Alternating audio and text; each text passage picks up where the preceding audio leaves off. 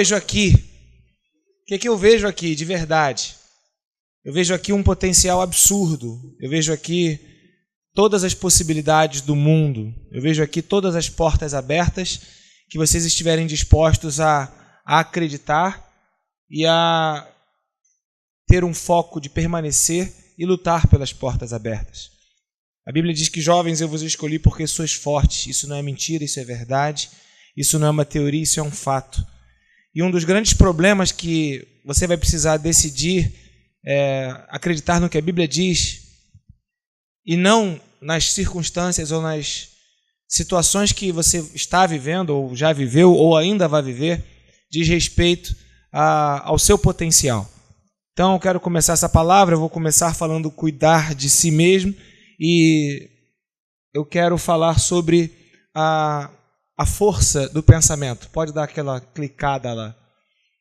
Dentro da ideia de cuidar de si mesmo, eu quero desenvolver a ideia contigo de que se você é capaz de cuidar do seu pensamento, você vai alcançar aquilo que aparentemente era inatingível e vai chegar a um lugar que aparentemente você não imaginava que conseguiria chegar. Eu acredito que quem coloca os limites em nós mesmos somos nós. Como o pastor Neander falou pela manhã, Gênesis 1:26, quando Deus disse, façamos um homem à nossa imagem e semelhança e domine ele. Há um imperativo de domínio sobre a nossa vida, há um imperativo de que nós fomos criados para dominar todas as coisas, e talvez o maior desafio que você precise enfrentar, ou você precisa enfrentar nesse tempo, é o desafio de dominar o seu pensamento, para que você possa entender quais são os planos, propósitos e direção que Deus tem para a sua vida. Bem, meu nome é Ângelo, não sei quantos me conhecem, sou professor lá do seminário, eu sou um daqueles improváveis. A Bíblia fala de diversos improváveis. Os valentes de Davi eram improváveis, o próprio rei Davi era improvável. Eu sou um deles. Quando eu nasci, a minha mãe não sabia que estava grávida e com 5 meses da gravidez ela foi ao hospital para retirar aquele tumor, aquele mioma. Eu era um tumor, eu era um mioma. Eu não sei se tem alguma coisa mais improvável do que um tumor virar pastor. Até rima. De tumor para pastor. Quem sabe um dia eu faço esse livro, né? Porque às vezes a gente acha que tem que nascer dentro de uma linha lógica e Deus escolhe, e escolhe mesmo, as coisas loucas deste mundo para confundir ou para sacudir ou para transtornar as coisas sábias. Veja o pastor Ulisses. Deus escolhe as coisas loucas desse mundo. Então esse tumor, aos 5 meses, minha mãe tomou anestesia geral, não existia ultrassonografia na época que eu nasci, eu sou um homem do século passado, não existia ultrassonografia, e quando minha mãe tomou a anestesia geral não é como é hoje, aquela dose recomendada, a pessoa era apagada de manhã, operava de tarde e só acordava no dia seguinte. E uma das consequências da anestesia são sequelas de doença mental, para um feto ou para um bebê. São sequelas de má formação, e aos 5 meses de gravidez a minha mãe submeteu-se a essa cirurgia, foi aberta, e existem campos cirúrgicos dentro da nossa barriga, a sua esposa está linda, a nossa primeira dama, ela é linda do jeito que ela entende o que eu estou falando, e foram feitos ali os cortes, e no último tempo foi descoberto que ali era um feto. A olho nu foi visto dentro daquela bolsa d'água, não estourou, foi um milagre. E nasci com 5,2 kg. Eu não nasci pequeno, nasci enorme. E com 1 mês de idade, meu pai ficou com raiva, colocou o bico da mamadeira num litro de Coca-Cola, de café com leite, e eu tomei todo. Aos 5 anos eu era obeso, tinha 55 quilos, e aquele tumor que era improvável passou a ser o gordo da turma. Quem aqui já sofreu bullying sabe o que eu estou falando. Eu era o gordo, a mula, a vaca, o grosso, né? Todos os adjetivos que denigrem e criam na sua construção mental aquela ideia de que você não presta, de que você não é, de que você não serve, de que você é um retardado, né? Achavam que eu era... A minha cunhada Aida, quando ela começou a namorar meu irmão, eu era criança, ela fala: Ângelo, eu jurava que você puxava da perna, porque quando tu andava, a coxa batia, e gordo sabe o que é isso, né? A coxa bate uma na outra, então tu tem que andar de lado, aí vai esbarrando. E com 13 anos eu desenvolvi as minhas paixões platônicas, porque nenhuma garota queria me olhar, e eu descobri que eu tinha que emagrecer, e a partir dali eu emagreci, mas sendo o filho único, temporão, e com toda essa história de rejeição. Faz 10 anos minha mãe pediu perdão para mim. 10 anos atrás, eu tinha 40 anos de idade, minha mãe pediu perdão para mim, falou: meu filho, eu quero te pedir perdão antes de eu morrer. O que foi, mãe? Quando você nasceu, eu não queria que você nascesse. Eu não queria um filho. Eu não queria você. E aí você vai vendo que o nascimento que a gente tem nem sempre é o melhor nascimento, né? E de uma série de desastres ou de catástrofes, Deus me escolheu, me separou, me elegeu, me abençoou, protegeu a minha vida e me fez chegar até aqui, e tem me abençoado, tem me dado a honra de ser casado com uma mulher maravilhosa. É a minha esposa que tem sido uma ajudadora fantástica. Tenho uma filha linda de 15 anos, eu tenho um ministério abençoado, eu tenho casa, eu tenho carro, eu tenho saúde, ou o pouco dela que me resta, né? E a gente vai servindo a Deus naquilo que Deus quer que a gente faça. Então não há lógica no nosso trato da coisa de Deus. Não há um raciocínio linear, não há um raciocínio cartesiano. E se você for pensar pela lógica, você não vai chegar a lugar nenhum. Então eu faço um convite a você, amém? Deus escolheu as coisas loucas desse mundo, amém, querido? Então fala: eu sou louco por Cristo. Vira para o seu irmão e fala: eu já desconfiava que tu não era normal. Existem algumas coisas na Bíblia que são muito curiosas. Muito curiosas. Salmo 92:10 diz: tu me unges com óleo fresco e renova as minhas forças como a de um boi selvagem. Esse texto é fantástico porque ele fala de uma unção renova, que Deus renova nas nossas vidas a cada dia, e ele compara o homem ao boi selvagem. Eu deixo para você o entendimento: se o homem é o boi selvagem, o que são as nossas mulheres? Então que Deus abençoe. Eu estou usando Bíblia, queridos, é bíblico, né? Então mude o seu pensamento, porque mudando o seu pensamento, você vai mudar aquilo que você acredita que será, acredita onde vai ser. Você vai cuidar da sua vida de maneira própria. Por isso, Provérbios, capítulo 23, verso 7, eu não uso a Almeida Revista e Corrigida, eu uso o NVI, mas separei alguns textos na Almeida Revista e Corrigida, e essa tradução diz: porque como o homem imagina em sua alma, assim ele é. Nós somos frutos daquilo que nós pensamos, nós somos frutos daquilo que nós imaginamos, nós somos frutos do nosso pensamento. E uma das coisas que o pastor Leander falou de manhã, e eu sigo a mesma linha que ele, eu também gosto da definição, eu gosto de saber o que significam as palavras. Esse texto fala: porque assim como imagina em sua alma, assim o homem é. E tem um outro texto, pode passar, querido, que ele fala sobre tudo que se deve guardar, ou cuidar, ou preservar.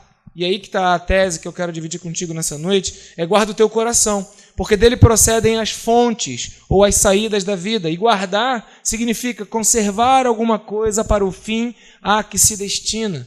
Então cuida do teu pensamento, cuida daquilo que você é, cuida daquilo que Deus te deu, porque se você cuidar de você, ou se você se guardar para aquilo que o Senhor tem destinado para a sua vida, para o destino, para o fim que o Senhor te deu, você vai ter as saídas da vida, você vai estar preservado das falências, dos fracassos, das derrotas. Então, sobre todas as coisas que você deve cuidar, cuida de ti mesmo.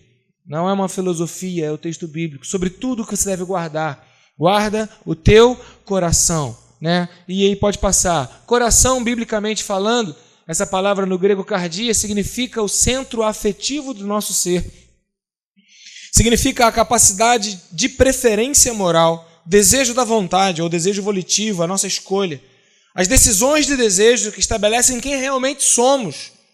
A fonte e sede dos pensamentos, dos desejos, das paixões, dos propósitos, das afeições, de nossos esforços. Sobre tudo que você deve guardar, guarda o teu desejo, guarda o teu coração. Cuida, toma muito cuidado.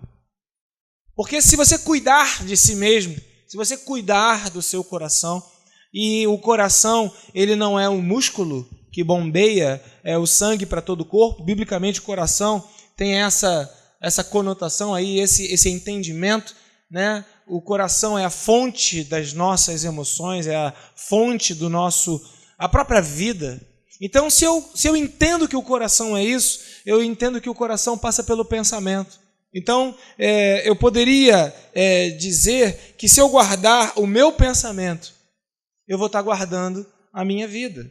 Eu vou estar cuidando da minha vida. Então, passa adiante, por favor. Davi, ele teve uma experiência muito interessante quando Davi ele estava diante de Golias. O texto diz assim, né? 1 Samuel 17, 32 a 37. Disse Davi a Saul, não desfaleça o coração de ninguém por causa dele. Dele quem? Golias. Teu servo, Davi falando para Saul, teu servo irá e pelejará contra esse filisteu. Porém disse Saul a Davi, contra esse filisteu não poderás ir para pelejar com ele, pois tu ainda és moço, e ele, homem de guerra, desde a sua mocidade. Então disse Davi a Saul, teu servo, apacentava as ovelhas de seu pai, e, quando vinha um leão e um urso, e tomava uma ovelha do rebanho, eu saía após ele, e o feria, e livrava-a da sua boca. E quando ele se levantava contra mim, lançava-lhe mão da barba, não sei o que Davi tinha contra a barba do leão, lançava-lhe mão da barba, o feria e o matava. Assim feria o teu servo leão como o urso, assim será esse incircunciso filisteu como um deles, porquanto afrontou o exército do Deus vivo. Disse mais Davi, o Senhor me livrou das garras do leão e das do urso, ele me livrará da mão desse filisteu. Então disse Saul a Davi, vai, e o Senhor seja contigo. Pode clicar mais uma, não deixei ainda, já apareceu a imagem. Então só para vocês terem uma ideia dos personagens que estão envolvidos nessa história, ainda faltou ali Saul e Golias.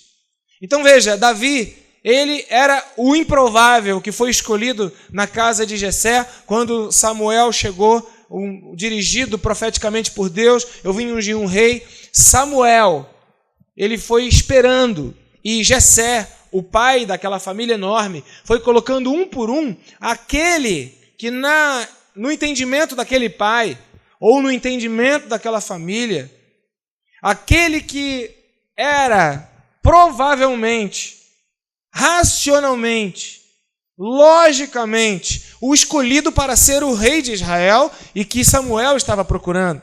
E um a um foi sendo procurado, foi sendo apresentado a Jessé. E Jessé falou, não é esse, não é esse, não é esse, não é esse, não é esse. E aí, aquele momento foi terrível porque acabaram-se os meus filhos.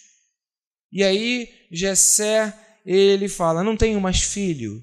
E Samuel falou, não tem mais nenhum? E aí, o pai de Davi fala, tem mais umzinho. Um que está lá no Congresso Vida Relevante, na Conferência Vida Relevante. Ele não presta muito, não. Ele está cheio de problema. Ele está lá. Desde o início do seu ministério, Davi foi desprezado. Davi foi rejeitado até pela sua própria família. Porque o que aconteceu na unção de Davi, quando ele foi escolhido para ser o rei por Jessé, foi que por Samuel, o seu pai, Jessé, o rejeitou, o ignorou, o desprezou. E Davi estava acostumado a ser desprezado. E isso me deixa muito impactado, porque a Bíblia fala que todas as coisas cooperam juntamente para o bem daqueles que amam a Deus, vírgula, daqueles que estão segundo o propósito de Deus, daqueles que estão segundo o seu propósito. A desgraça, a falência, a tragédia que Davi viveu na sua família com seu pai, tinha a ver com o propósito de Deus na vida dele. Davi acostumou a vencer a rejeição. Havia um propósito de Deus para Davi acostumar a vencer a rejeição. O pensamento de Davi foi treinado por Deus para superar aquilo que ele já sabia, que ele já tinha experiência de ser rejeitado, de ser colocado como um Zé Ninguém, de ser esquecido, de ser ignorado. E quando Deus o escolhe e ele está ali diante dos seus irmãos, os irmãos falam: o que você veio fazer aqui, Davi? Você é um menino, não está vendo que a gente está aqui sofrendo com Golias? Você veio aqui fazer fofoca? E Davi ignorou os irmãos, porque ele já tinha sido treinado a lidar com a rejeição e não ligar para ela. Olha a força do pensamento que faz com que nós cuidemos de nós mesmos. Que poder é esse que você tem de superar, através da força do seu pensamento, de guardar o seu coração, superar todos aqueles processos que vêm para te destruir, que para te humilhar, para dizer que você não é, para dizer que você não pode. Foi assim desde o início com Davi. E ele não entendeu isso de alguma forma como uma tragédia na sua vida. Ele não ficou revoltado com o pai, ficou revoltado com a mãe, ele não ficou revoltado com os irmãos. Ele entendeu que Deus estava no controle dele em todas as coisas, inclusive nos seus fracassos, inclusive na sua história. E tendo sido rejeitado pelos seus irmãos, ele ignorou e continuou naquilo que ele entendia ser o propósito de Deus para a vida dele. Foi até Saul, e Saul rejeitou, e ele falou: não, rei, não me rejeita não. Sabe por quê? Porque eu já tive experiência. Repita comigo: experiência. Querido, a força da tua experiência é quem vai te dar as tuas convicções diante do teu Deus. Sobre tudo que deve guardar, guarda o teu coração para você não se esquecer aquilo que Deus marcou na tua vida. Para você não se esquecer a tua história. Para você olhar para a tua história e não vê-la como uma tragédia, mas entendê-la como um propósito que Deus ele permitiu você viver para talhar, esculpir, para preparar você para aquilo que Ele tem escolhido, separado para a sua vida, para o seu destino. Então guarda o teu coração de ser uma pessoa oprimida pela sua história, de ser uma pessoa fragilizada pelas suas derrotas. Está tudo no controle de Deus. Deus sabe de todas as coisas. E é nesse ponto que Deus sabe ser Deus que transforma a maldição em bênção, tragédia em vitória, fracasso em sucesso. E Deus pega Davi, que já estava experimentado na sua casa, e Davi agora tem a autoridade de dizer para Saul: não. Isso é o que você pensa, mas eu penso de mim de outra maneira. Eu penso a meu respeito de outra maneira. Eu penso a meu respeito diferente do que você pensa. E não vale o que você pensa de mim. Vale o que eu penso de mim. E eu enfrentei um leão, eu enfrentei um urso, eu enfrentei para defender as ovelhas. Como é que eu não vou enfrentar este incircunciso que não está apenas afrontando as ovelhas que servem para ganhar dinheiro ou para o meu sustento, e está indo contra os ungidos, os escolhidos, está indo contra o Deus vivo? Não. Esse circunciso não vai dar conta. Deixa comigo, eu vou lá. E por causa da convicção de Davi, Saul se rendeu. Então eu quero começar essa palavra dizendo para você o seguinte: cuidar de você mesmo é cuidar do seu pensamento, cuidar do seu coração, para que você não se diminua, para que você não se menospreze. Porque se você se menosprezar, ninguém vai te dar valor, nem você mesmo. Então não tire de você o valor que Deus vê na sua vida. O processo de você cuidar da sua própria vida é você entender a sua história, entender quem você é, entender tudo aquilo que você viveu, que você, como uma forma de Deus estar moldando você para aquilo que Ele quer. E quando vierem dizer que não, você fica firme, né? Eu sei que o meu Redentor vive, eu sei quem é Deus, eu tenho experiência com Deus, eu conheço o meu Deus, eu já sei, eu já ouvi a voz dele, eu já senti a presença dele, eu já me movi no sobrenatural, ninguém vai me desanimar. Então cuide de si mesmo. Pode passar, meu filho. Então veja, porque o que Davi pensava a seu respeito, mas não era a única batalha. Ele também tinha o que as ovelhas pensavam. Imagina as ovelhas apavoradas. Quem é que vai nos defender desse leão, desse urso? O que o leão pensava: esse cara não vai me vencer. O que o urso pensava: já me dei bem. O que os irmãos de Davi pensavam, o que Saul pensava, o que Golias pensava. E vamos lá. Sobre tudo que você deve guardar, guarda o teu coração. Porque a opinião dos outros vai ter o tempo todo.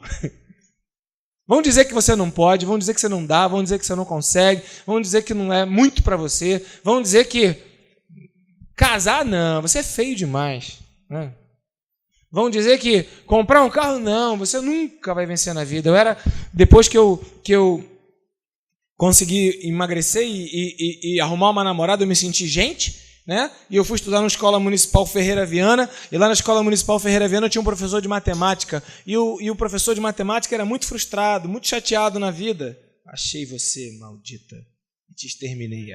A mosquita, O professor de matemática era um cara complicado. Há muitos anos atrás, ele tinha uma arma em casa, e o seu filho de 5 anos foi brincar com a arma e, matou a mãe. A mãe morreu, o filho enlouqueceu, e o cara era professor de matemática. E ele dava aula, e eu peguei essa época dele, ele não tinha que estar dando aula, mas ele virou para aquela turma de adolescentes e nos maltratava muito, mas especificamente para mim, ele virou e falou: você nunca vai ser nada na vida. Eu nunca esqueci isso. Você nunca vai ser nada na tua vida. Você está fadado à derrota. Você vai ser lixeiro, com todo respeito aos garis. Naquela época era uma profissão que tinha muito demérito. Hoje não. Hoje tem uma briga para poder se tornar gari. Mas você não vai ser nada. Você vai ser lixeiro. Você não vale nada. Você não presta. Ele ficou me humilhando, né? E como bom político da época, envolvido com o movimento político, fui até o diretor e fiz uma queixa contra o professor. E ignorei o que ele me falou. A força do teu pensamento consiste em você guardar o teu coração e ignorar aquilo que vem de fora. A Bíblia diz que o reino de Deus é colocado aonde? Dentro de vós. A experiência que você tem é tua, ninguém vai compreender, ninguém vai alcançar, ninguém vai enxergar. Então, se você for capaz de acreditar em você, guardar o teu coração para o propósito que Deus tem, quem pode te parar? Por isso que eu vejo nesse lugar um ambiente de muitas possibilidades, porque você faz o que você quer, você chega aonde você quiser, e a única pessoa que tem poder para colocar limite na tua vida é você mesmo. Nem o diabo tem limite, poder para fazer isso. Porque você, em nome de Jesus, pode repreendê-lo e superar. Qualquer pessoa que disser que você não pode, ela não te conhece. Ela não está aí dentro. Então guarda o teu coração. Por isso que você precisa ser cuidadoso com aquilo que entra. Porque aquilo que informa você, no inglês é dentro. Forma. Eu não sei se isso está muito correto, mas eu inventei essa maneira, né? Uma coisa que forma você lá dentro. Então, se está te informando, é perigoso. Gostaram aqui do meu? É perigoso. Então, se você está assistindo um filme, se você está vendo alguma coisa está ouvindo alguma coisa que está formando em você alguma característica que não é verdade, que é mentirosa, que não é aquilo que Deus diz a seu respeito, não aceite, rejeite isso. Se por educação você continuar ouvindo a pessoa, ouça, mas depois diga: eu não sou nada disso aí não, eu sou diferente. Eu sei quem eu sou, eu sei o que Deus tem para a minha vida. A Bíblia diz isso, né? Eu que sei que pensamentos tenho a respeito de vós. Ninguém tem o direito de dizer para você que você não pode, que você não vai conseguir, que você não vai chegar. Então, como é que eu faço para me cuidar? Cuidar de mim mesmo. Guarde o seu pensamento. Pensamento é o seu coração. É se guardar para o propósito que Deus tem para a sua vida. Então, se você não guarda o seu pensamento, você vai pensar um monte de asneira. Asneira vem de asno. Eu não sei por que fizeram essa palavra. Tadinho do asno. É um animal forte, né? É um animal que é útil. Mas vamos lá. É burrice você achar que o que dizem a seu respeito é o que você é. Não é sábio você permitir que o seu coração seja invadido e isso vai causar transtorno. Palavras torpes não são palavrões, também são. Palavras torpes são aquelas que quando sai, é como um torpedo. Quando bate, causa destruição. É tolice você pegar essas palavras torpes, deixar que elas destruam o seu coração, porque só Deus é quem tem os planos para a sua vida. E Ele, quando criou você, né? Salmo 139, Senhor, Tu me sondas e me conheces, sabes quando eu me assento, sabes quando eu me levanto. Eu ainda era substância informe. O Senhor já sabia tudo o que ia acontecer na minha vida. Todos os meus dias estavam escritos no seu livro. Deus tem um plano. E se Satanás tentou roubar esse plano, Jesus foi lá, tomou das mãos do Satanás o livro da vida. Ele foi digno e agora a sua vida em Cristo Jesus, ela está protegida por Cristo e a sua vida está oculta em Cristo até a revelação, a manifestação dos filhos de Deus. Você não precisa ter medo de ser quem você foi escolhido, separado por Deus para ser. Guarda o teu coração. Cuida daquilo que é mais precioso em você. Sobre tudo que se deve guardar. Guarda o teu coração. E se o coração é pensamento, e você precisa guardar o que você pensa. Pode passar, meu filho, por favor. Então veja, eu preciso guardar o meu pensamento, e esse texto de Romanos 12, 3, pastor Neander usou esse texto hoje de manhã, e há vamos dizer assim, uma sinergia nas duas palavras, porque eu preciso entender que se há um risco enorme de eu acreditar naquilo que outros dizem que fere o propósito de Deus na minha vida, e isso vai me paralisar, há o risco do desequilíbrio quando eu acho de mim mesmo mais do que aquilo que eu deveria achar. Quando eu me vejo mais do que eu me deveria ver. E o texto fala, porque pela graça que me é dada, digo a cada um dentre vós, que não pense de si mesmo além. Eu não posso pensar a quem, mas também não posso pensar além. Por quê? Antes pense com moderação, conforme a medida da fé que Deus repartiu a cada um. Eu estava conversando com o pastor Ulisses e eu acho fantástico a capacidade que ele e a Ana têm de receberem pessoas para morar na sua casa. Eu não tenho essa capacidade. É a fé deles. Também não sei se eles têm a capacidade de chegar uma pessoa na igreja e doar o fígado. É a minha fé. Cada um tem a sua fé. Eu não posso olhar para a fé do outro, querer ter a fé do outro, querer ser como o outro, como os filhos de Simão, né? Ou como Simão o mágico, que esconjuro-vos, Satanás, a quem Paulo prega, Jesus a quem Paulo prega. Meu filho, eu conheço a Jesus, sei quem é Paulo, mas você não está nesse nível não, tu está em outra. Então não pode pensar além da sua própria orientação, ou vocação, ou chamado, ou desejo daquilo que Deus te deu. Porque é impressionante. A galeria dos heróis da fé de Hebreus, lá no capítulo 11, né? Noé, Abraão, fecharam a boca do leão, atravessou o Mar Vermelho, né? Jefité, Gideão, Baraque, só gente boa. Mas é impressionante que também na galeria dos heróis da fé de Hebreus 11 tem ali o versículo 36. Outros, você já ouviu pregarem sobre esses outros? Enfrentaram zombarias e açoites. Outros foram acorrentados, colocados na prisão, apedrejados. Outros cerrados ao meio. Outros postos à prova. Outros mortos ao fio da espada. São todos eles heróis da fé. Outros andaram errantes, vestidos de pele de ovelhas e cabras. Outros eram muito necessitados, eram afligidos, eram maltratados. E a Bíblia os coloca como heróis da fé. Mas a gente não quer. A gente quer ser como Jefté, Gideão, Baraque, né? Eu creio que tem um monte de crente aí que é meio tipo... Qual é o nome daquele personagem que foi montado com as partes dos mortos? Frankenstein. Tem um monte de personagem que é tipo Frankenstein.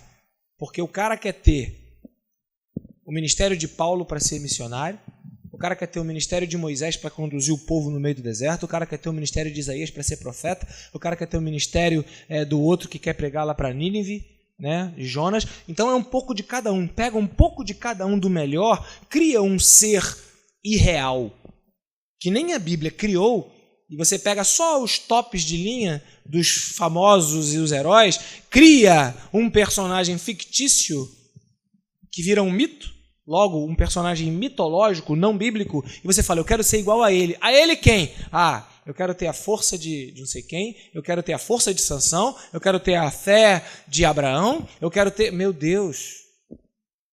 Se você olhar, cada um deles enfrentou os seus próprios monstros, cada um deles enfrentou seus próprios desafios, cada um deles teve que vencer os seus próprios limites, e não vai ser diferente com cada um de nós. Então veja, se você é quem você é, não pense mais, porque talvez o seu ministério seja diferente do ministério do outro, mas é o seu, então guarda o seu coração da inveja, da corrupção, de querer ser aquilo que Deus não te chamou para ser. Porém, não abra mão de acreditar no que Deus ministrou ao seu coração.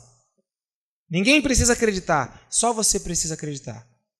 Quando eu ouvi claramente de Deus, isso foi testificado um ano depois, quando minha esposa falou comigo, ela não sabia, e houve uma testificação sobre a doação do fígado. Muitos amigos meus, pastores, me abraçaram, gente séria, gente que me ama, gente que eu respeito, me abraçou e disse assim, Ângelo, não foi Deus que te mandou fazer isso. Ângelo, isso é do teu coração. Você está sentindo, não, rejeita isso, não pode ser. Você tem uma igreja, você tem um povo, Deus não ia fazer isso contigo, não pode. Mas eu ouvi a voz de Deus. E Deus naquela época ministrou sobre o profeta novo e o profeta velho, né? Que às vezes tem uns profetas velhos que querem tirar a voz de Deus do nosso coração. Eu não sou profeta velho não, queridos, embora seja mais velho e tenha barba, tá? Eu tô numa boa. Vai na tua força, homem valente. Eu não vou atrapalhar o teu processo. Mas cuidado. Cuidado até com os mais velhos que você ouve. Porque tem gente aí que fala que dos mais velhos eu não acredito em mais nenhum. E pode ser que tenha razão. Não é o mais velho que tem razão. Não é o que já experimentou antes que tem razão. Por isso, Romanos 14, 22, a fé que tem-na para ti mesmo. Bem-aventurado é o homem que não se condena naquilo que aprova, porque faz pela fé. E tudo que vem da fé não é pecado. Pode passar. Continuando, caminhando. Então veja, cuidar de si mesmo significa guardar o pensamento. E o pensamento é formado, o pensamento é gerado pela influência que você tem na vida. Até a própria fé, ela vem pelo ouvir, e ouvir a palavra. Então, se eu quero aumentar a minha fé, eu vou me debruçar na palavra de Deus para que a fé seja ativada, gerada, potencializada no meu coração. Agora, o que estraga o teu pensamento? O que rouba o teu pensamento? Por isso que a santidade, ela acaba sendo uma proteção de Deus para as nossas vidas.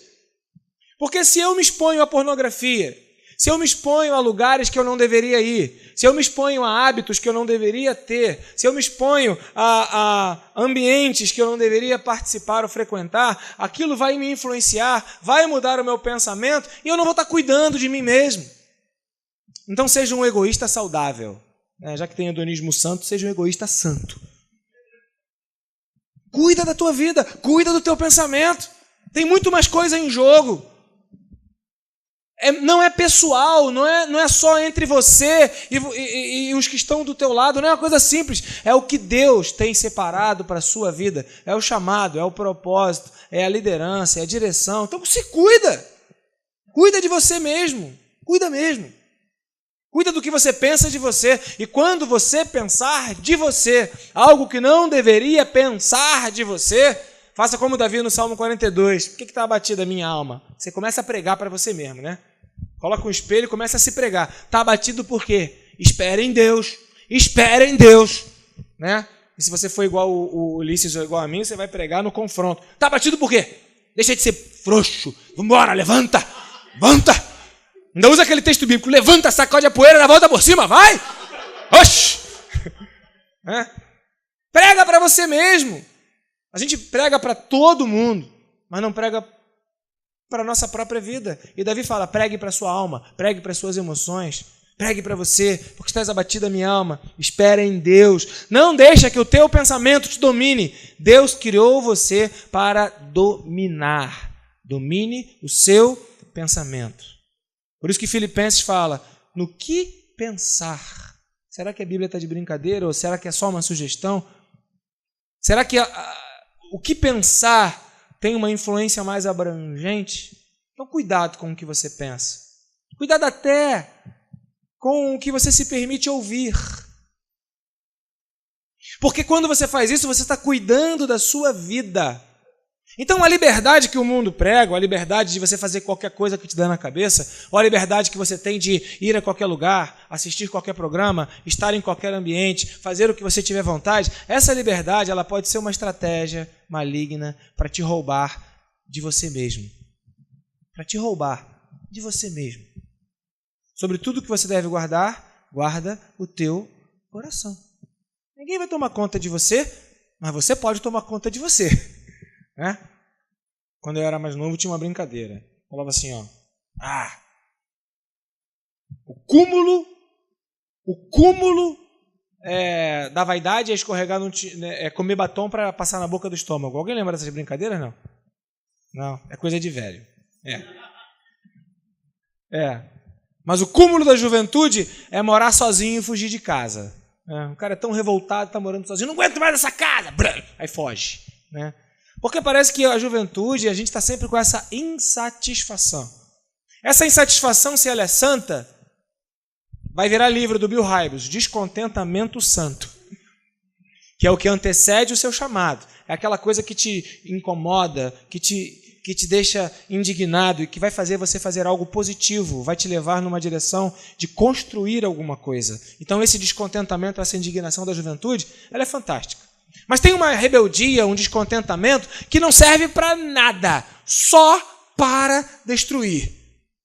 Então se eu estou com raiva... E queridos, eu posso dizer que eu me sinto jovem por causa disso, porque eu estava com raiva que o salão cobra R$30 para fazer a barba. Eu estava com raiva. E eu tenho a máquina, tentei fazer a barba em casa, não consegui. Fiquei com raiva. Eu deixei de ir ao salão durante 6 meses. E aí é interessante que a gente é capaz de, por causa da nossa raiva e da nossa indignação, que é justa, porque R$30 por mês para cortar a barba é ridículo, é muito caro. Mas por causa dessa indignação, eu fiquei parecendo um monstro. E foi um movimento que aconteceu, né? Onde eu andava, corta a barba, pastor. Melhora um pouquinho, pastor. Pastor, está tão feio. A aparência não está boa. Então veja, por causa de uma indignação, eu estava me punindo. Olha, que coisa maligna, como a gente faz, né? A gente fica com raiva e indignado e cria uma punição. Punição. Eu estou com raiva e come. Eu estou com raiva, não como mais. Fica anoréxico. Eu estou com raiva, só vou usar preto, é minha revolta. Eu estou com raiva. Aí você começa a fazer coisas destrutivas que são fundamentadas numa indignação. Por quê? Deus te chamou para construir, para edificar, para plantar, para levantar, para fazer crescer, que a sua raiva seja totalmente potencializada. Para você lutar contra, você tem que lutar, porque a nossa luta não é contra seres humanos, conforme diz Efésios. A nossa luta é contra principados, potestades, nas forças que são ocultas nas regiões celestiais. Nenhuma pessoa é tua inimiga. O teu inimigo não é de carne, nem de sangue. Então não adianta você se revoltar contra o teu inimigo, achando que se você se revoltar contra... enfim, ele é muito grande, vamos revoltar contra ele aqui, é melhor. Né? Porque tem que ter sabedoria para se revoltar também, né? Então tá bom. Então, Tayan, sobrou para ti. Porque atleta de alto rendimento não é para mim, não. Então a gente tem que entender que essa nossa revolta ela precisa ser um fator condicionante para nos levar além e não para nos travar. Então vamos recapitular. Sobre tudo que você deve guardar, guarda o teu coração. Porque assim como o homem imagina na sua alma, assim ele é. As experiências que você teve na sua história, como Davi, elas não são para te destruir, elas são para te talhar, para te preparar. O que você já viveu se transformou em experiência para que o seu pensamento fosse preparado para que você seja quem Deus quer que você seja. E quando outros pensarem diferente de você, você vai falar, não, eu sei quem eu sou. Não importa o que a ovelha pensa, não importa o que o leão pensa, não importa o que o urso pensa, não importa o que meus irmãos pensam, o que meu pai pensa, não importa o que Saul pensa, não importa o que Golias pensa, eu vou lá e vou dar conta. Por quê? Porque você preparou o seu coração, o guardou. Então, cuidar de si mesmo significa guardar o pensamento. Então, eu queria, com base num livro, passa aí, filho. Eu queria falar com você sobre as armadilhas que querem mudar o pensamento a respeito do que nós somos. Então, tem um livro chamado Pastoreando com Firmeza e Determinação, do Craig Larson. Craig Larson, ele mesmo. Está esgotado esse livro, mas é um livro muito bom. E ele fala sobre essas armadilhas que querem mudar o pensamento a respeito do que nós somos. Pode passar. Então, vamos lá. Primeira armadilha comparações. Comparações, pode clicar de novo, mais uma vez. As comparações fazem até as pessoas mais privilegiadas, e é privilégio, amém? Repita comigo, rejeita o privilégio, pelo amor de Deus, é horroroso, de privada, de privilégio. Então, as comparações fazem até as pessoas mais privilegiadas se sentirem insatisfeitas. Para de se comparar. Há uma poesia que atribuem a Shakespeare, mas não é de uma mulher irlandesa que fala: se você tiver que se compara ao melhor que você pode ser. Compare-se ao melhor que você pode ser. Porque senão você vai ficar se comparando o tempo todo com alguém em qualquer momento. É terrível! As comparações vão fazer com que você esqueça os valores que você tem. Eu queria ter o cabelo dela. Eu queria ser casado com um homem igual ao dela. Eu queria que a minha mulher fosse igual à mulher dele. Eu queria que a minha esposa falasse igual aquela mulher ali fala. E aí você vai comparando. Eu queria que a minha família fosse igual àquela família dele. Eu queria ter a altura do outro. Eu queria ter o corpo do outro. Eu queria ter o ministério do outro. Eu queria ter a Bíblia do outro. Eu queria ter os olhos do outro. E as mulheres são especialistas nisso. Eu queria ter os cílios da outra. Não, porque tem esse troço. E aí você vai se comparando. As comparações fazem até as pessoas mais privilegiadas se sentirem insatisfeitas. Querido, é covardia você se comparar. Então, se você tem que guardar o teu coração, você tem que cuidar da sua vida, é cuidar da minha vida. Não é cuidar da vida do outro. É cuidar da minha vida. Porque se você ficar se comparando, você vai perder feio. E toda vez que você perde, você se oprime. E toda vez que você se oprime, você se trava.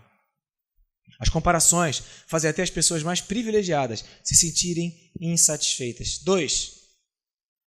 As comparações enfatizam o que não temos, em vez de enfatizar o que temos.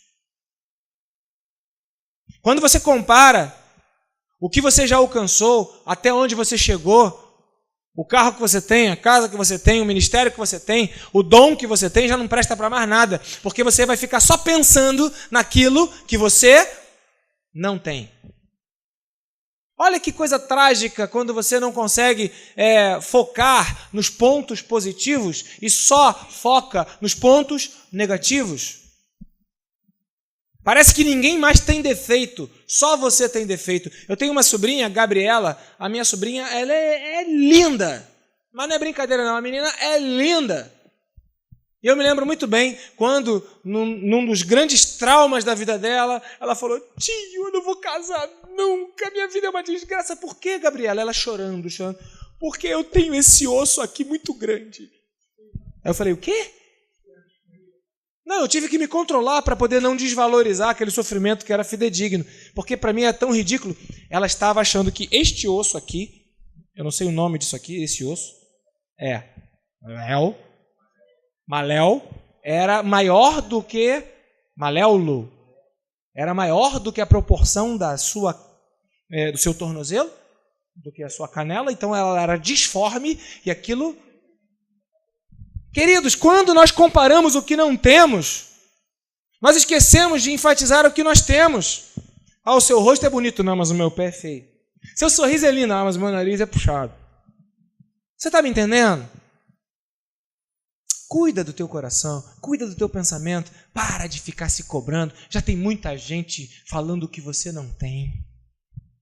Não se alie com eles contra você. Você é a obra-prima de Deus. Deus escolheu você como luz desse mundo, sal dessa terra, obra-prima da criação. E quem disser o contrário, não está sendo boca de Deus na sua vida. Porque só tem um que veio roubar, matar e destruir. E quem é boca de Deus não destrói, não mata, nem desconstrói. Então para de ouvir até mesmo o seu pensamento. E se de alguma maneira você pensa isso a seu respeito, muda. Rogo-vos, pois, irmãos, Romanos 12, que mude o seu pensamento. E sabe como é que você faz para mudar o pensamento? Com insistência. Tem um filósofo chamado Aldous Huxley, e ele fala que uma mentira dita 17.300 vezes ela se torna verdade. Eu não sei se essa tese é verdadeira, mas uma coisa eu posso aproveitar dessa teoria. Se eu quero mudar meu pensamento, eu vou ficar o tempo todo repetindo aquilo que eu quero, eu vou ficar o tempo todo declarando, eu vou ficar o tempo todo dizendo, até que assim seja. Eu ganho pela insistência. Então, se você se compara com o que não tem, começa a dizer o que você tem. E se você não sabe o que você tem, comece a se olhar com os olhos de Deus. Porque se os teus olhos forem bons, tudo em ti será luminoso. Pode passar, meu filho. A outra. As comparações impróprias são seletivas e, portanto, são enganosas. Eu queria muito ter o casamento do fulano. Claro, você o viu abraçado com a esposa, beijando, fazendo carinho. Aí você selecionou aquele pedaço. Você quer ser igual àquele pedaço. Mais uma vez, usando aqui o pastor Ulisses como exemplo, na conversa da tarde, ele falou: as pessoas que moravam lá em casa comigo viram como eu sou, me viram por dentro. Porque não é só o pacote bom, você leva o pacote também complicado. E ele falou: eu tenho as minhas características do meu temperamento, que é um pouco mais agressivo, que eu sou um pouco mais grosso, mas não vou enfatizar nisso, eu vou enfatizar só no lado positivo. Agora, quando eu me comparo a ele só em um momento, quando ele está com a candura, com a essência de Deus, quando ele está com os olhos do Senhor, eu vou falar: eu quero ser igual a ele.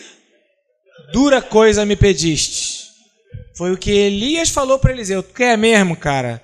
Tu vai segurar a onda, cara? Os outros dois viraram para Jesus: deixa que meus filhos se sentem um de cada lado no teu reino. Você quer isso mesmo? Você pode beber do cálice que eu bebo? Porque parece que a gente escolhe um pedaço daquilo que a gente vê de bom e quer, mas tem um lado que não é bom. Mas quando você está se comparando, e aqui o foco são as comparações, que elas vêm alterar o seu pensamento a seu próprio respeito, e o seu pensamento alterado desconstrói ou destrói aquilo que é o cuidado de Deus para a sua vida, aquilo que Deus vem moldando ao longo dos anos para que você se torne aquilo que Ele quer que você seja. E essas comparações, elas são seletivas, elas só mostram o que você não tem e escolhem, é tipo monografia, é um corte do tema, só pega um pedaço. Poxa, tenha uma visão do todo. Atleta de alto rendimento, todo mundo quer a medalha, mas quantos querem treinar tantas horas por dia? Então, Luciano Subirá, um cara que eu admiro, que eu conheci e tal, e ele falava: muita gente queria pregar igual a mim. Tá bom. Vai ler a Bíblia toda, não sei quantas vezes por ano, fica tantas horas lendo, fica não sei quantos anos sem ter ministério, que aí, de repente, Deus vai te escolher. Mas o pessoal quer chegar onde eu cheguei, Ângelo, ele batendo papo comigo, mas não quer fazer o que eu fiz. Não funciona assim. Porque parece que todo mundo tem aquele desejo, né? Eu não sei quem foi, eu sei que ele era amigo de Herodes. Faz um milagre aí, Jesus! Tô louco para ver! Faz aí, faz um milagre aí. Né? Aí Jesus falou: não vou fazer nada. Não vou te dar sinal nenhum. Não vou fazer nada. Tu não sabe quem eu sou? Tu não tem nada. Porque, né, é igual isso aqui, não é nada. E a gente às vezes vira para Deus e quer que um pó de pirlim-pim-pim da turma da Xuxa, ou né, de algum tipo outro de magia, nos atinja, e de uma hora para outra você quer sair transformado, renovado, ungido, potencializado. Querido, aprenda a construir. Aprenda a construir. E uma das maneiras que você tem para construir o pensamento próprio ao seu respeito é não se comparar, porque até as pessoas mais privilegiadas se sentem insatisfeitas quando se comparam. As comparações enfatizam o que você não tem, em vez de enfatizar o que você tem. As comparações impróprias são seletivas, então é um engano, é mentira. Eu quero ter o corpo daquela mulher. Puxa vida, eu quero casar com uma mulher que tem aquele corpo. Olha que vaidade. Ela só vai ficar o tempo todo na academia. Eu estou fora. Então cuidado com o que você deseja, porque você está se comparando ou está desejando coisas que você está escolhendo só um pedaço. Mas aquilo, para ser aquilo, precisou ser construído. Então pense. Pode passar. As comparações impróprias desviam do que Deus quer que eu faça. Claro, porque eu vou querer o que o outro tem. Aquela papo, né? A grama da casa do vizinho é mais verde que a minha. Eu vou querer o que o outro tem. Eu vou sonhar com o ministério. Lá na igreja, de vez em quando me dá uma crise, querido, porque é uma disputa com essa coisa do microfone. É impressionante. E parece que é algo natural. Eu tenho uma menina que é minha, eu chamo de sobrinha, mas ela é neta da minha irmã. Eu não sei o que eu sou dela, não. Tio, avô. Malu, Maria Luísa. E ela virou, sabe qual é o meu sonho, tio? Eu falo, qual?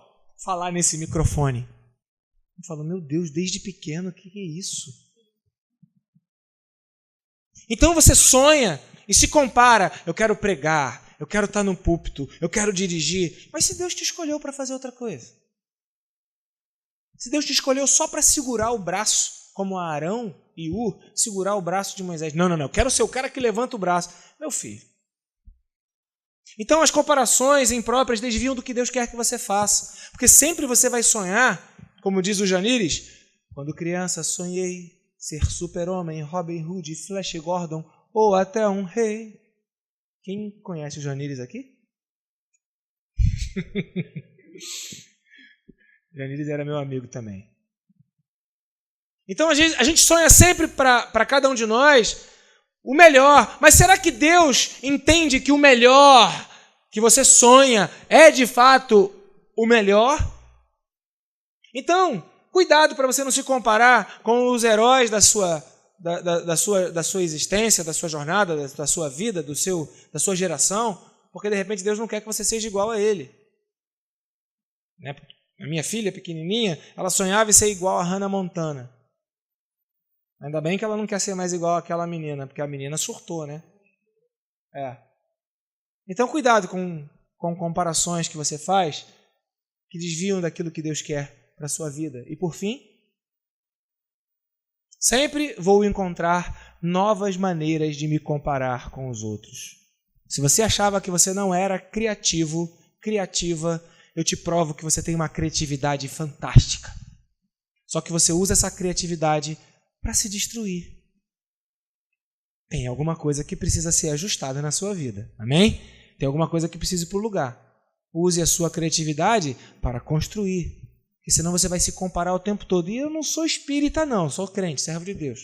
Mas eu estou quase adivinhando que enquanto eu falo, tem alguém na cabeça aí, tem uns pensamentos que dizem assim, não, mas eu queria ser. Na verdade, o pastor não está entendendo. Não é assim, não. Eu queria ser. Paulo diz, eu tenho que ser igual a ele, ser de meus imitadores, como eu fui de Cristo. Então veja, você sempre vai arrumar um jeito de se comparar.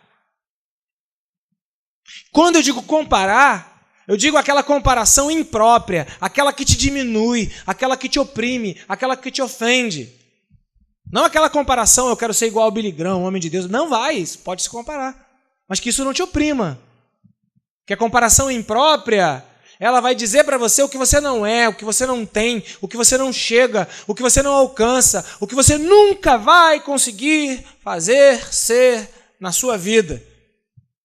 E o seu pensamento a seu próprio respeito, ele vai diminuindo, ficando medíocre, vai diminuindo, vai ficando pequeno. Mas a Bíblia fala, jovens, eu vos escolhi porque sois fortes. Isaías 40, 29 fala, o Senhor faz forte ao que está cansado, renova as forças ao que não tem nenhum vigor. Então, se o jovem que é forte ficou cansado, o Senhor renova as suas forças, te faz subir com asas como águias. Você vai correr e não vai se cansar. Isaías 40, 30 e 31. Então, o fato é que você precisa trocar o seu pensamento pelo pensamento que Deus tem a seu respeito. Guardar o teu coração do que dizem de você. Guardar o teu coração do que querem que você acredite. E nessa subjetividade você vai estar cuidando da sua própria vida. Então continuando, pode passar. Quais são as soluções contra essas armadilhas?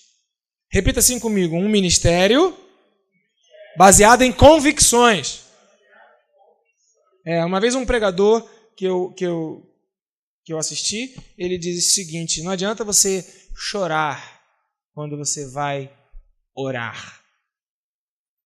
As emoções, elas não tocam no céu. É pelo novo e vivo caminho, isto é, pelo sangue do Cordeiro, que eu tenho acesso ao trono da graça.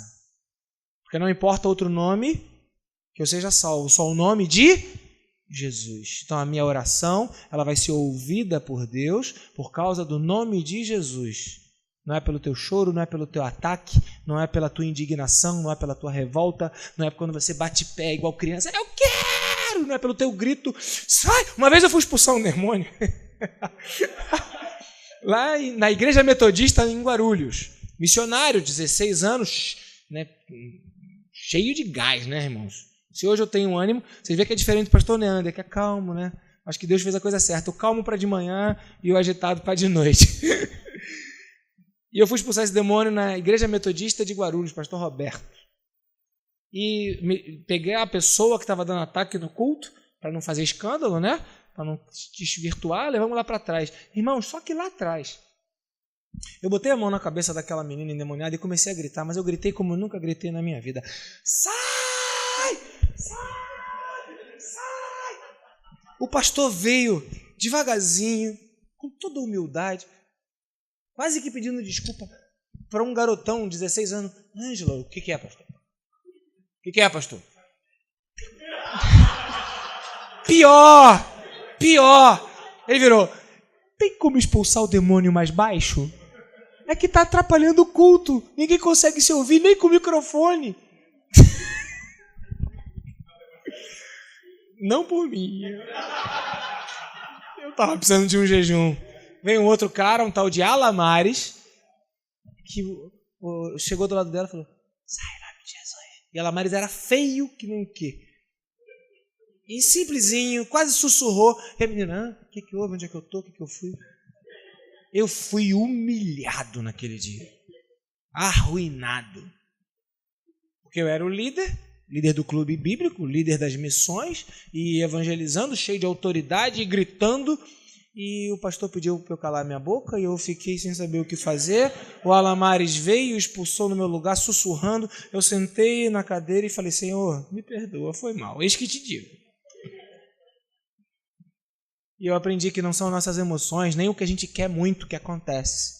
Mas o que move o coração de Deus são chaves. E a chave que move o coração do Senhor é por causa do nome de Jesus Cristo. Por causa do nome de Jesus, Ele nos ouve. Então, não adianta eu ter um ministério fundamentado nas minhas emoções. Elas são, já dizia o Dr. Martyn Lloyd-Jones, você vai confiar nas suas emoções, elas te traem. Hoje você sente de um jeito, amanhã você vai sentir de outro jeito, depois de amanhã você vai sentir de outra forma. Não confie nas suas emoções para coordenar o seu ministério. Dr. Martyn Lloyd-Jones. Porque as emoções são traiçoeiras. Essa é a expressão que ele usa. Então o nosso ministério não deve ser baseado em emoções. Um bom ministério ou um mau ministério. Isso vai trazer para você o desrespeito ao que Deus separou você para você fazer. Você vai pensar mal ao seu próprio respeito e você vai passar por essa terra infeliz, chateado, aborrecido, magoado com Deus, irritado por aquilo que Deus mandou você fazer. E não vai cuidar da sua própria vida, vai ficar chateado, aborrecido.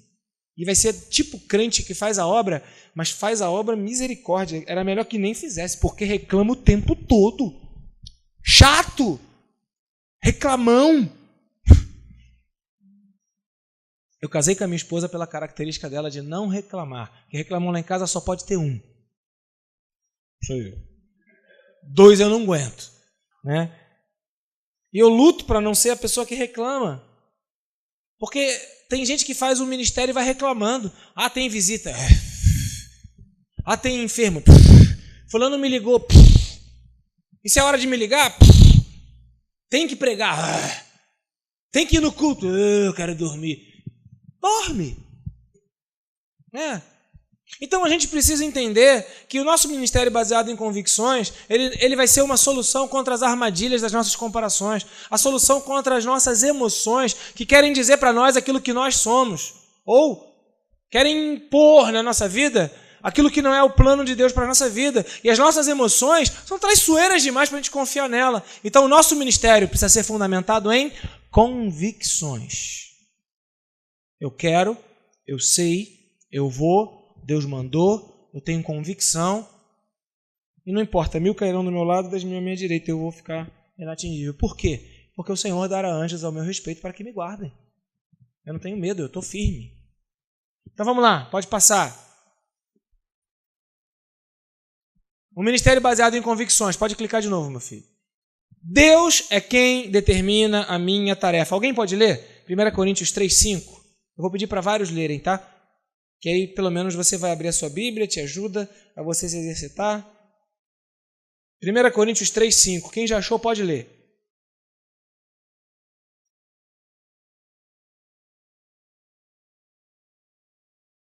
Ninguém achou? Quem é Paulo, Aleluia. quem é Apolo, quem é Paulo? Servos por meio de quem crês, isto conforme o Senhor concedeu. E isto conforme o Senhor concedeu? Então entenda. Para que o seu pensamento fique protegido, para que você não faça comparações impróprias, para que você possa cuidar da sua vida e ficar feliz com você mesmo. Entenda que quem atribui o ministério é Deus. É Ele quem determina a sua tarefa. E o que Deus te deu é bom, é perfeito e é agradável. Então, se você está infeliz no que você está fazendo, repensa. Se é isso que você tem que fazer. Porque Deus te chamou para ser feliz, para ter prazer. É o hedonismo santo. Amém? Segunda, clica lá. Deus é quem determina a extensão de meu ministério. 2 Coríntios 10, 13 a 16. Pode ler, por favor. Nós não vamos nos orgulhar em certos limites. Deus é quem põe os limites do nosso campo de trabalho. Ele nos deixou chegar até vocês em Corinto. Desde que vocês estão dentro desses limites, não vamos além deles quando chegamos até aí, levando o Evangelho de Cristo. Assim, não nos orgulhamos do trabalho que outros têm feito em lugares que vão além dos limites que Deus nos deu. Pelo contrário, esperamos que a fé que vocês têm possa crescer e que nós possamos fazer um trabalho ainda maior de vocês, sempre dentro dos limites que Deus tem posto para nós. Então, poderemos anunciar o Evangelho em outras regiões, além daquela onde vocês moram. Isso sem entrar em campo de outras pessoas para não nos orgulharmos do trabalho feito por elas. Ok? O texto foi claro. Deus coloca limites no nosso ministério. Uma convicção que você precisa ter. Senhor, eu queria um ministério com mais gente. Mais gente. Aliás, uma vez eu estive em Fortaleza, a Drica estava comigo. E um pastor de uma igreja chamado 100 por 1, Ministério 100 por 1. Ou era Igreja da Colheita. 100 por 1, o nome do ministério, 100 por 1. Tem CD, é grande lá, em Fortaleza é grande. E eu fui lá nessa coisa, né? Quando você vai de um lugar para o outro, já chega com status, né? Pastor Ângelo, oh, glória a Deus e tal. Meu ministério é esse aqui, eu tenho 3.000 membros. Quantos membros eu tenho lá na sua igreja? Aí eu falei, tem entre 3 e 3.000. Queridos, eu tinha 40 pessoas na minha igreja na época. Quantos tem, pastor? Entre 3 e 3.000, pastor. Uns 950, 1.200, né? Eu falei, entre 3 e 3.000. Queridos, ele me deu 950, 1.200. Eu fiquei muito feliz. Porque eu tinha 40, mas ele me deu mais. Tem uma praga que é quando vão definir a gente pelo tamanho do ministério que se diz ser importante. O tamanho de gente, o tamanho do templo. Nossa, sua igreja na Tijuca. Caramba, misericórdia. Então quem tem uma igreja em Ipanema, então é mais, né? Então quem tem uma igreja numa comunidade é menos.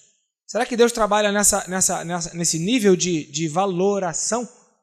Então a gente precisa entender que Deus é quem determina a extensão do nosso ministério, Deus é quem coloca os nossos limites. E não tem ministério melhor, não tem ministério pior, tem o que Deus te deu. Então cuida do teu coração, para você ficar feliz na sua vida, ser leve.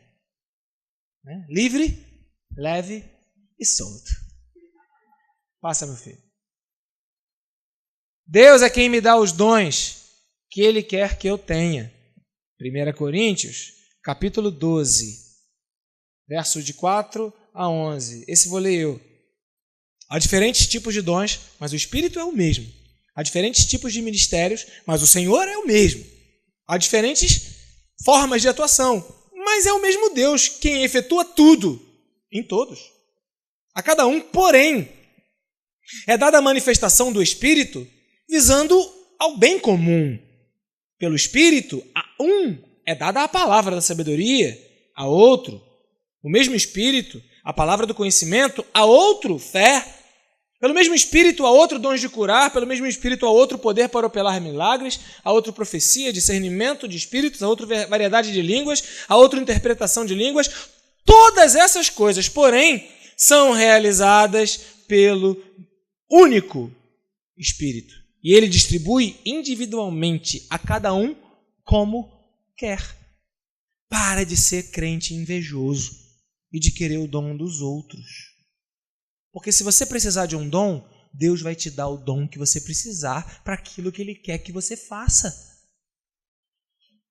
Então, se Deus sabe o que Ele escolheu você para fazer, Ele vai te abençoar, capacitar, potencializar, empoderar, nome que você quiser dar, para que você realize. Porque aquele que chamou é o que fará. Então, se Ele sabe que você precisa de alguma coisa para realizar aquilo que Ele quer que você faça, Ele vai te dar condições. Ele não vai deixar você na mão. Deus é fiel. Amém, queridos? Então, você não precisa ter uma convicção de que você é incapaz. Talvez você seja incapaz para fazer o que o Ulisses faz, incapaz de fazer o que o Ângelo faz, incapaz de fazer o que o Neander faz. Mas você não é incapaz de fazer o que Deus chamou você para fazer. Porque Deus vai te dar os dons que você precisa para o plano que Ele tem na sua vida. Amém? Então, acalma o teu coração. Pode passar, meu filho. 1 Coríntios, capítulo 3, versículo 6. Essa é uma palavra importante. Pode ler para mim, por favor. 1 Coríntios 3, 6. Não é isso? Quem dá o crescimento? Quem dá o crescimento? É o curso que você faz que dá o crescimento? É a estratégia de planejamento de igreja que te dá o crescimento? É a tua malandragem que te dá o crescimento? É dinheiro que dá crescimento? Quem é que dá crescimento? E se Deus te quiser pequeno? Captou? Às vezes a gente fica agoniado, sofrendo, e não cuida do nosso próprio coração, porque eu não dou frutos. Deus é quem te faz frutífero. E se Deus quiser que você faça alguma coisa, vai fazer como fez com o pastor Neander. Vai te incomodar, vai te deixar agoniado, vai te fazer largar o retiro na mão de um pastor louco da cabeça, vai pegar a chuva, vai chegar a encontrar o cara que está em coma e você vai ser usado por Deus, porque é Deus quem te faz frutífero. A Bíblia fala no Salmo 14, 2 que o Senhor olha do céu para ver os filhos dos homens, para ver se há alguém que entenda. Deus encontrou você. Você é o bucha. Você é o trouxa. Deus te encontrou. Será que Ele vai te tratar mal? Ele só tem você. Tem um monte de gente egoísta que está cada um pensando na sua própria vida, mas Ele encontrou você. Deixa eu falar, achei, Davi! Achei! Então Deus, quando te acha, Ele fica eufórico. Ele não vai te deixar na mão. E é Ele quem vai te fazer frutífero. Nem menos, nem mais. O que Ele quiser, Ele te dará. Amém? Caminha. Colossenses 4, 3. Deus abre e fecha portas. Já tinha. Deve ser um sinal, vou beber. Obrigado, meu filho. Deus abre e fecha portas. Colossenses 4, 3. Alguém pode ler?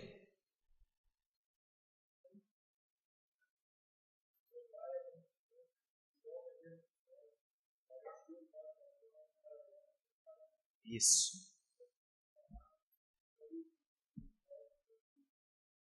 Rogai para que Deus abra as portas para eu poder fazer o que eu fui chamado para fazer. Deus vai abrir as portas. Eu preciso clamar a Deus, pedir a Deus, confiar em Deus, porque se Deus me chamou, Ele vai abrir as portas para eu fazer aquilo que Ele quer que eu faça. Queridos, eu estava na Tijuca, numa loja pequena, com 40 pessoas enquanto membros da igreja, e uma perturbação de Deus veio no meu coração, que era alugar um terreno que era de um lava-jato. Alugar um terreno. 40 pessoas. O dízimo que a igreja tinha, dava para pagar o aluguel da onde nós estávamos. E Deus me falou. De que maneira? Da palavra, através da convicção interior, através da vida de irmãos. Vai lá e aluga aquele terreno. E eu fiquei louco, porque eu teria que alugar um terreno. Na época, o dízimo da igreja era 3 mil e onde eu pagava era 3 mil de aluguel. O aluguel do terreno era 7 mil. Só que além de alugar um terreno, eu tinha que construir um prédio. Sabe o que eu fiz? Orei. Claro, ficamos 1 ano sem dormir, eu e minha esposa. Minha esposa arquiteta que planejou toda aquela obra. Aluguei. Todo mês eu não tinha dinheiro para pagar. Todo mês eu não tinha dinheiro para pagar. Porque tinha que pagar o aluguel de onde eu estava, na Roda Globo 379, tinha que pagar o aluguel do terreno na Roda Globo 285 e tinha que pagar a obra que eu queria fazer na Roda Globo 285. Como? Bom, se Deus nos chamasse para fazer coisas possíveis, mas Deus nos chama para fazer coisas impossíveis. Está lá a igreja lá, construída, funcionando, pronta. Quem olha fica maravilhado. 6 pessoas construíram aquela igreja, 6 pedreiros desses de... 6 pedreirinhos construíram aquele prédio ali de igreja, isso aí. 6 pedreiros. Foi uma época maravilhosa, foi o cimento mais barato do Brasil, houve uma queda nos preços do cimento. Eu fui lá no Casa Show, comprei de uma tacada só 500 sacos de cimento, com um cartão de crédito, sem ter dinheiro para pagar, porque eu sabia que o preço era barato. Isso é fé. Loucura. Mas por quê? Você é louco? Sou. Deus mandou. Eu vou fazer. Ah, mas é loucura. Deus mandou. Eu vou fazer. Por quê? Deus é quem abre e fecha a porta. Se Deus me olhou, me achou, eu sou o trouxa que acredita. Ah, Senhor, é contigo mesmo. Igual o Ulisses falou. Eu estou pensando em sair. Quem vai falar? Sei lá, não é problema meu. E não é mesmo. Vocês estão entendendo, queridos? E às vezes a gente fica se martirizando no coração, transformando a nossa vida num verdadeiro inferno, num terror. É um terrorismo mental. É um abuso mental que você produz contra a sua própria vida, cobrando de você que portas que Deus fechou e a porta que Ele fecha ninguém abre. E você fica exigindo de Deus, querendo arrombar. Não é desse jeito. Então ora, rogai, pois, ao Senhor que abra as portas, para que o ministério que Deus chamou para fazer, ele seja exercido. Amém? Chaves, soluções, um ministério baseado em convicções que vão tirar você das armadilhas, das comparações, que vão guardar o seu pensamento para fazer você ficar feliz, cuidadinho, resolvido, leve, alegre, satisfeito. Continua. Deus é quem levanta pessoas. Salmo 75, alguém pode ler? 6 e 7. O que diz lá Salmo 7,5? 6 e 7.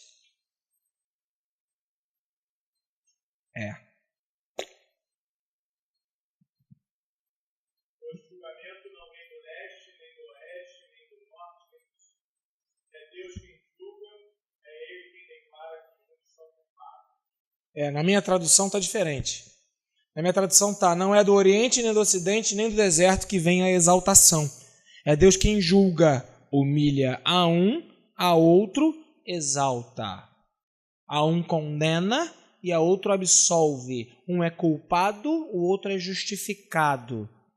Deus é quem escolhe, Deus é quem separa, Deus é quem levanta pessoas.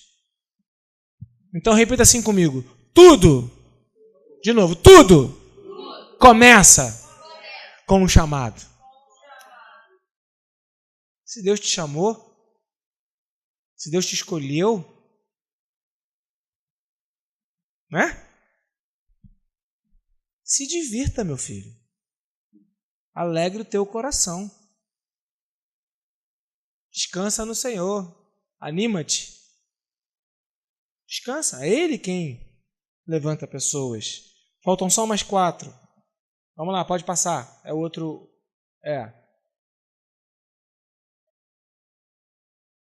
Deus concede posições. Não é esse não. Não tem não? Ah, tá. Então eu vou ter que ler, não vai estar ali não, mas eu quero ler. Daniel, capítulo 4, versículo 17. Eu devo ter colocado depois. Daniel 4, 17. Não está ali na tela, mas diz assim, ó, Daniel 4, 17.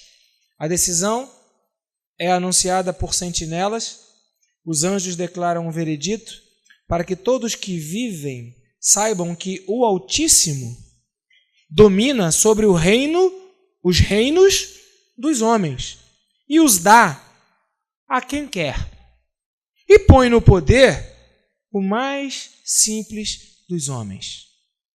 Deus dá posições de alta projeção até para pessoas mais simples. Quando Deus dá muita autoridade a alguém, não significa necessariamente que Ele aprove mais coisas nessa pessoa ou que elas sejam mais espirituais ou santas do que eu. Deus, Ele, o Altíssimo, dá poder a quem Ele quer. Então não se diminua, nem fica arrasado dizendo que a tua santidade não está suficiente, que você não é o suficiente, porque o outro está melhor do que você. E para encerrar, Mateus 25, 14 a 30, que diz o que importa para Deus. Definitivamente, o que importa para Deus? Mateus 25, de 14 a 30. A parábola dos talentos. E também será como um homem que, ao sair de viagem, chamou seus servos, confiou-lhe os seus bens. A um deu 5. Ele não era mais importante do que a outro que deu 2, que não era mais importante a outro que deu 1.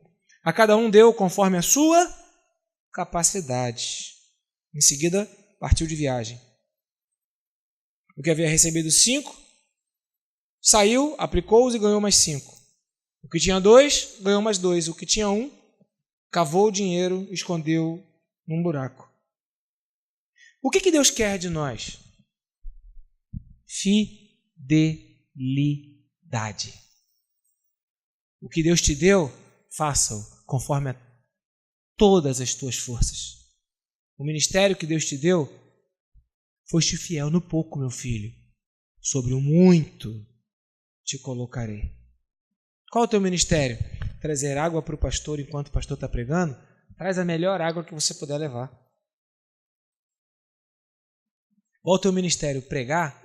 Prepara a melhor mensagem que você puder preparar. Qual o seu ministério? Abrir a porta da igreja e varrer o chão? Faça isso com muita alegria. Porque Deus está olhando e Ele está olhando o teu coração. Ele quer a tua fidelidade. Então, na nossa liderança, e eu falo para líderes, o que Deus espera de nós e o que Deus quer de nós é que possamos guardar o nosso coração. E o teor ou a prerrogativa ou a defesa dessa palavra é que sobre tudo que você tem que guardar, guarda o teu coração. Teu coração é o teu pensamento. Sabe como você cuida de você? Quando você não pensa de você menos do que aquilo que você é. E quando você não pensa de você mais do que aquilo que você é. Sabe quando você cuida de você? É quando você se guarda para o objetivo do seu chamado. Daquilo que Deus quer que você faça. Senão você vai ficar atordoado, agitado, irritado, infeliz, impaciente, indisposto, agressivo, com palavras duras no seu coração, tudo porque você está fazendo o que Deus não mandou para fazer. Já tentou abrir um parafuso com a chave? Ele funciona bem, né?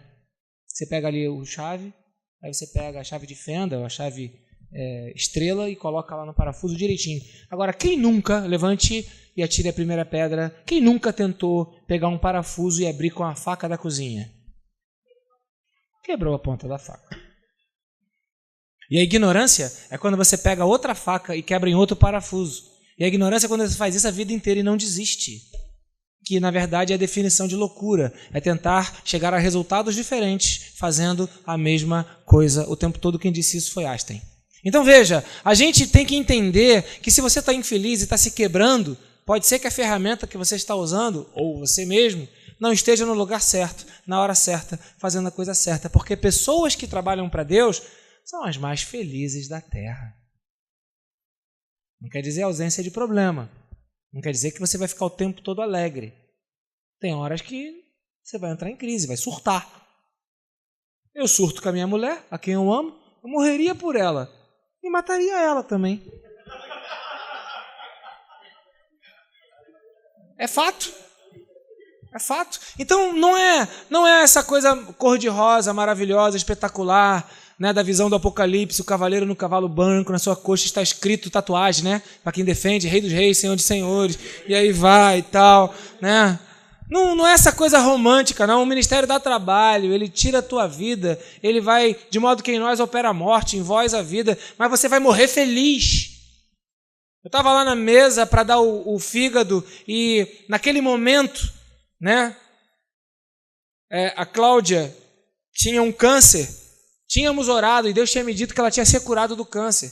Eu falei para ela, Cláudia, vai lá e faz outra cintilografia computadorizada. Ela foi, pastor, o câncer está aqui. Eu falo, eu não confio no exame, eu confio em Deus. Deus me falou, você está curada. Aí ela, sim, senhor, pastor. Eu falei com uma autoridade que, né, cheio de autoridade. Fomos para a cirurgia do transplante. Aí, olha, a praxe é primeiro abrir o doador. Mas como ela tem câncer, e eu comigo não tem não. Mas como ela tem câncer, vamos abrir ela primeiro. Foi. E demorou 1 hora e meia, eu naquela sala. Queridos, ficar esperando 1h30, 2 horas para ser aberto é terrorismo puro. E aí comecei a ficar com medo. E quando eu comecei a ficar com medo, a minha mente começou a me trair, o meu pensamento começou a me trair. E embora eu tenha ouvido de muitas formas, de muitas maneiras, em muitos lugares que eu fui, e embora tenha tido todas as confirmações, naquela hora eu fraquejei na fé, eu falei, talvez Deus quisesse só, como Abraão, que se levantasse o cutelo. Ela vai ter câncer, vai morrer mesmo, um dia vai morrer mais rápido, então morre logo e eu não vou precisar operar. Sabe por quê? Porque você olha assim, o pastor deu um câncer, deu um câncer, o pastor deu um fígado, ele é um herói. Herói coisa nenhuma. Não gravou isso não, né? Tomara que não. Eu estava morrendo de medo, queridos. E quando eu vi a possibilidade de ficar livre daquilo, eu falei, que bom, eu vou vencer. Onde é que eu quero chegar? Mesmo que a gente faça a coisa certa na hora certa, o nosso pensamento vai querer nos trair. E é nessa hora que nossas emoções vão tentar dizer para a gente que a gente deve parar, que a gente não foi chamado para fazer, que a gente não está no lugar fazendo o que Deus quer. E é nessa hora que você vai precisar apelar para as suas convicções. O ministério baseado em convicções, atitudes baseadas em convicções, fazer as coisas não pelas circunstâncias, não pelo que dizem. Davi, quando foi enfrentar Golias, ele não foi pelo que os outros disseram, ele foi por suas próprias convicções. E se você tiver convicção, uau! Eu estou olhando aqui para o avivamento dessa geração, para pessoas que vão mudar a história. E eu não falo isso da boca para fora, eu falo isso com temor diante do Senhor. Se você acreditar, a força do teu pensamento, se você acreditar, você vai chegar em lugares onde olho não viu, ouvido não ouviu e jamais penetrou no coração do homem. Que Deus abençoe a sua vida em nome de Jesus. Amém? Podemos orar? Amém? Senhor, que o Senhor nos ajude a sermos homens e mulheres de fé. Que o Senhor nos ajude a acreditar. O medo faz parte do processo da fé. A insegurança faz parte do processo da fé. Mas nós queremos, ó Deus, ir além e queremos ser pessoas que levam suas vidas e seus ministérios com um fundamento nas convicções. E dessa forma, com o coração guardado, nós estaremos cuidando da nossa própria vida. Que outro povo há como nós? Povo chamado, escolhido, separado, eleito. Um povo que se chama pelo nome do Senhor. Um povo que tem um rei, que tem um Deus. Um povo que não anda sozinho, porque o Deus Emanuel está presente conosco todos os dias da nossa vida. Quem há como nós nessa terra? Senhor, então ajuda-nos a acreditar. Ajuda-nos, Senhor, a, pelo Teu Espírito, sermos convencidos do que somos, de quem somos, e que isso represente para nós o cuidado que precisamos ter com o nosso próprio coração, para não deixar ninguém, pessoa alguma, nem circunstância alguma, tirar o nosso coração, roubar o nosso coração. Então, sobre tudo que nós devemos guardar, que o Senhor nos ajude a guardar o nosso coração, a cuidar do nosso próprio coração. Em nome de Jesus. Amém, Senhor. Amém. Amém.